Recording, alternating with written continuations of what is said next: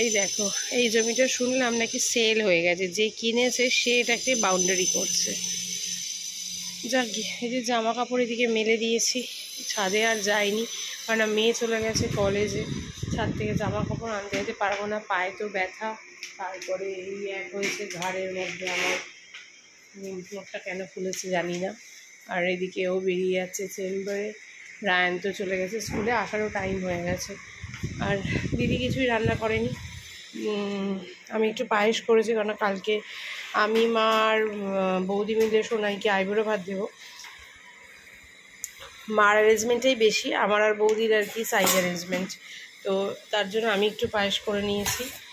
আর এদিকে কালকের একটু, এটা আজকে রান্না করা আর কি, কালকে নিয়ে যাব মায়ের ওখানে। মাই দিচ্ছে আইবুড়ো ভাতটা মায়ের বাড়িতে বা বৌদির ঘরে, কারোর একটা ঘরে হবে। আমি আর বৌদি আর কি সাইড রোল প্লে করছি, মাই মেন রোলটা প্লে করছে। আর এইদিকে হচ্ছে কালকে তো ডাটা চচ্চড়ি আছে একটু, আর ঝিঙে আলু পোস্ত আছে একটু, ডাল আছে, আর বেগুন ভাজা দিয়ে ওর বাবা খেয়ে বেরিয়ে গেল। আর কিছু রান্না করে নিয়ে বেলা, কারণটা হচ্ছে গিয়ে রাত্রেবেলা একটু সোনাই আসবে, তো একটু বিরিয়ানি করব ভাবলাম। তো তার জন্য এই যে বিরিয়ানি চিকেন কষানো আছে, আর চাল এদিকে মাপা আছে, রাত্রেবেলা ভাত করে নেব। আর এদিকে ডিম সেদ্ধ আর বেরেস্তাও করা আছে, সবটাই করা আছে, দিদি করে রেখে গেছে আমার হাতে হাতে। কারণ তাহলে আর আমাকে বেশিক্ষণ দাঁড়িয়ে কিছু করতে হবে না, শুধু ভাতটা করে মিক্স করলেই হয়ে যাবে। আর বেগুন ভাজা, এই যে বেগুন কাটা আছে, আমি মাম আর রায়ান খাবো, মাম কলেজ থেকে এসে খাবে, আর রায়ান আর আমি একসাথে খেয়ে নেব। তো যাই হোক, এই হচ্ছে ব্যাপার। চলো এখন থেকেই তোমাদেরকে সাথে নিয়ে আজকে ব্লগটা শুরু করলাম, দেখতে থেকো। বনিকেও বলেছিলাম আসতে, কিন্তু বনির মেয়ের পরীক্ষা আছে, কালকে স্কুল আছে, বনি মনে হয় না আসতে পারবে। তাও বলেছিল একবার যে আমি দেখছি যদি একা পারি, দেখি একবার ফোন করবো, যদিও একা পারে, যদি আসে ভালো। তো এই হচ্ছে ব্যাপার, আর কি বলবো, টেনশনের মধ্যে দিয়ে দিন কাটছে। চলো সাথে থাকো, পরে আসছি। এই দেখো আমাদের ঘরে কে এসছে, এটা কে? এটা আমিটা কে? তুমি কে? মাম্মাম এসছে। মাম্মাম এসে কাকে খুঁজছিল? কিন্তু মাম কোথায় গেছে? মাম কলেজে গেছে। ঠিক, মাম্মামের স্কুল হয়ে গেছে, মাম্মাম স্কুল থেকে চলে এসছে, আর মাম কোথায় গেছে? কলেজে, তাই না? আমি স্কুল থেকে আসছি। আমি তো স্কুল থেকে আসছি। হ্যাঁ, আমার তখন হাঁটুতে লেগেছে। ওর তখন হাঁটুতে লেগেছিল। কবে লেগেছিল এখন গল্প শুধু, খুব আদু আদু হয়ে গেছে মাম্মাম। কালকে কতটা কেটে গেছে মাম্মামে, তাই না? মাম, রায়ন তোর প্যান্ট এখানে, কিন্তু দাঁড়া ওই ঘরে পাঠাচ্ছি আমি ওকে।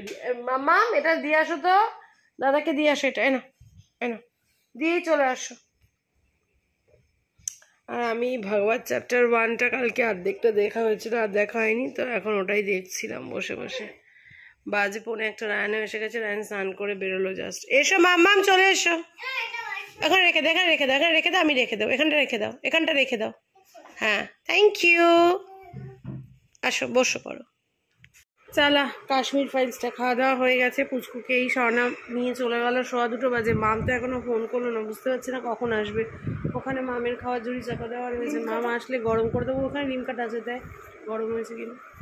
মাম আসলে মামেরটা বেগুনটা ভেজে দেবো, কারণ এই এখন বেগুন ভেজে রাখুন না, বেগুন ঠান্ডা হয়ে যাবে। গরম গরম বেগুন ভাজা খাওয়ার যা স্বাদ, সেটা ঠান্ডা হয়ে গেলে সেই স্বাদ থাকে না, আলাদা লাগে না।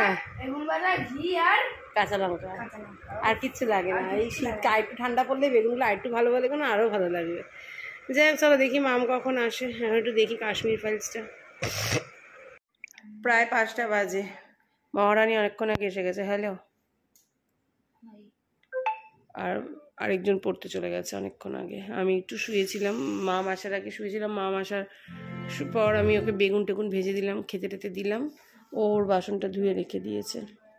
আর মা রায়ন পড়তে চলে গেছে। এখন মাম করলাম ঠিক আছে, রায়ন যখন নেই একটা টিভি চালা, একটা মুভি চালা, দেখা যাক এখন কি মুভি দেখি।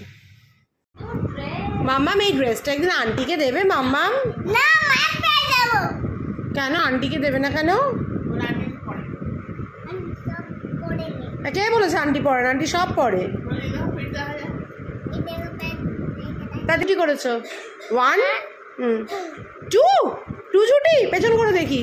পেছন করো, 2 ঝুটি দেখাই সবাইকে। এখানে একটা ঝুটি করেছে, ওপরে আরেকটা ঝুটি করেছে। এর থেকে তো বরং আমি যেরকম ঝুটি করে দিয়েছিলাম ওরকম ঝুটি করে দিতে পারতে, দুদিকে দুটো। তোর আবার কিসের মাথা ব্যথা করে রে? তুই আবার মাথা ব্যথা বুঝিস?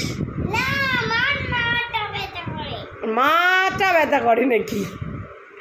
আমি এদিকে আরিয়া দেখছিলাম। যাই হোক, এখন বিরিয়ানির চালটা ধুয়েছি,